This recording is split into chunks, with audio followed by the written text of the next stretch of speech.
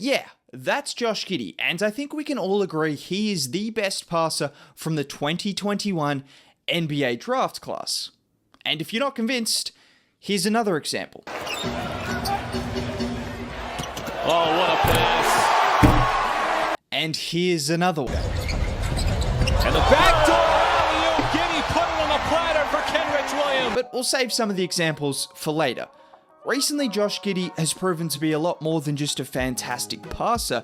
He's looked like a future star, a potential franchise-changing piece, and most importantly, he might be OKC's next triple-double king.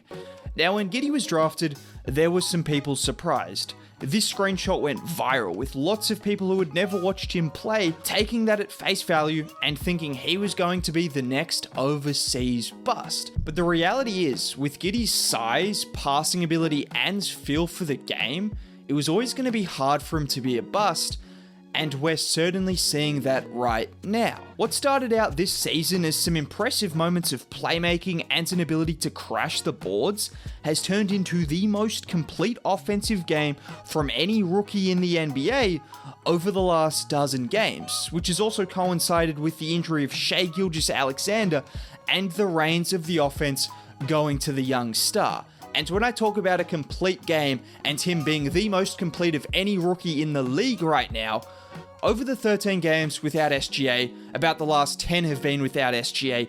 These are Josh Giddey's numbers, these are Luka Doncic's numbers as a rookie, and these are LaMelo Ball's numbers as a rookie. Basically, as you can see, he is putting up some ridiculous numbers that are comparable to some of the best rookie guards we have seen in quite some time. And this is no fluke.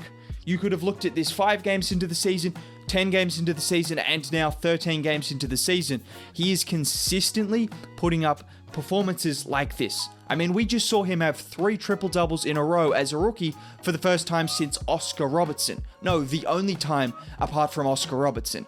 Those are the kind of numbers he's putting up on a consistent basis. But it's one thing to put up good numbers.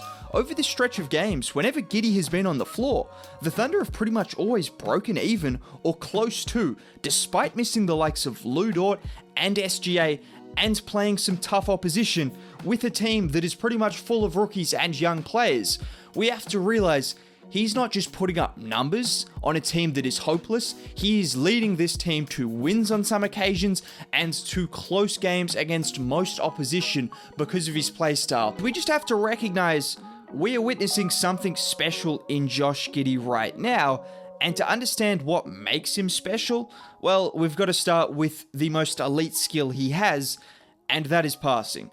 Because the list of players in the NBA that are better at passing than Josh Giddey is shrinking by the day, and by his prime, that list might be non-existent. Before we get carried away though, let's talk about why I'm so bullish on his passing. There are a few facets to his passing, but the reason he is the franchise-altering piece I believe he could be is because of his ability to set up open three-point shots in a league that we know is so heavily dependent on doing so. As you can see in these clips, Giddey's ability to throw dimes with either hand is honestly incredible, and it's his ability to get it right in the shooting pocket of these guys that is so promising. You could count on one hand how many other players can do the things he does with either hand finding open shooters, because it's ridiculous. But it's not just an ability to find three-point shooters. Put cutters around him and he'll find them as well. I mean, it's hard to overstate how impressive a pass like this is to Lou Dort. He recognizes Dort cutting to the rim and does a left-handed whip bounce pass on the money, and the whip pass is a feature of his game that is incredibly fun to watch. Whether it comes in the form of a bounce pass or on the full, it's special. There aren't many players making these kind of passes on a consistent basis. I mean, you could make an entire 15-minute video on Josh Giddey's passing ability and it would be entertaining the whole way through. I don't know what else there is to say. He's shown promise in the pick and roll despite not having a dominant big to finish off a lot of his great passes. And if we were to highlight his pick and roll play, it's his ability to get the defender on his back and then force the big man into committing one way or the other. It's the same thing that all the best pick and roll players do, and I'm certain once we see him alongside an athletic big that can finish at the rim, it's going to be dangerous. it's going to be dangerous. What else is there to mention? He tends to make the right decision more often than not in transition. He's capable of making the flashy passes like this behind the back to SGA, or just drawing the defense and dropping it off at the last seconds. And of course, he can make the best inbound passes in the game. So he can do all of that as a passer. He's ridiculous. But what's been most impressive recently has been his scoring. The three ball is a question mark for sure, but I think if you're looking at positives, it's his willingness to shoot it. It's his length, which allows him to get his shot off against most guards, so he doesn't really need to have a go-to step back or hit them with multiple dribbles. He can catch and shoot on a lot of occasions and get his shot off pretty consistently, which I think is promising, and we've seen he's improved at the mid-range, he's improved at the free throw line, and he's shown glimpses at the three-point line. If he can become a solid, just an below average three-point shooter, just someone who is around 33-34%, those 28, 12, and 10 nights are going to be very, very common, because that is the game where we saw him shoot the three ball well, and all of a sudden, well, he's putting up 28, 12, and 10 in the Garden. You get the point. But outside of shooting, he's averaging over 16 a game on 46% from the field his last 10 games. And it's mainly his ability to get downhill and to his spots that is the reason for this. For instance, this play from his last game against the Spurs really stood out. This was late in the game, he had started to find a bit of a scoring rhythm, and as you can see, he has Devin Vassell guarding him, and he uses the misdirection of the Baisley screen and a little head fake to throw Vassell off, which allows him to get downhill and into the chest of Vassell before finishing over the outstretched arm of Poeltl. And that's a really common theme with pretty much everything Giddey does. Not to mention, he's a good cutter as well, recognizing when the defense is falling asleep. But when he's not getting downhill, a lot of his other scoring comes from just these little shifts in direction or spin moves combined with these off-balanced hook shots with either hand or coming high off the rim.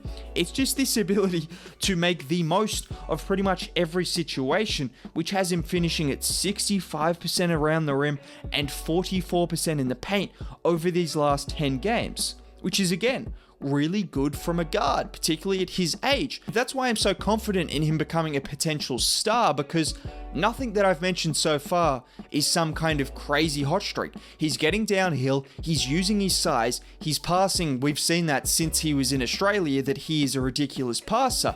And everything he's doing right now is pretty much just him with more opportunity to shine and the reins of the offense. And it's leading to some ridiculous numbers and even some close games for a Thunder team that are very undermanned right now. I think that's the next step for OKC. What is the future of this team? You've got Josh Giddey, you've got Shai Gilgeous Alexander, you've got Lou Dort, and I would add Tre Mann into that mix because he's been fantastic. He looks great in the backcourt alongside Giddey, so it's just interesting to see what they're going to do. Right now, you've got to be building around Josh Giddey. We've seen it done before. I think there's reason to suggest Josh Giddey and SGA could play well together. They can both move off the ball. SGA has shot better in previous years to now, but if he can get back to that, if Josh Giddey can be a decent enough three-point shooter, they're intelligent players. I think they can work together, but it's just about figuring out how that's going to go, who else is going to piece around them. It's not a bad issue to have that OKC right now already have just about too much talent to try to figure out what they're going to do with it. Not to mention they've got all those picks coming forward. So Josh Giddey and OKC are in a very, very good position going forward. And Josh Giddey right now, over these last dozen games, has been the best rookie in the NBA. I don't think that's some Australian bias to say so. I think he has been the best rookie. He's putting up those Luka Doncic type rookie numbers, better than LaMelo Ball's rookie numbers. Like, they've been ridiculous, and he's doing it night in and night out. If you did make it all the way to the end of the video, you must have enjoyed it a little bit, so a like would be greatly appreciated. Subscribe to the channel. Have a good day.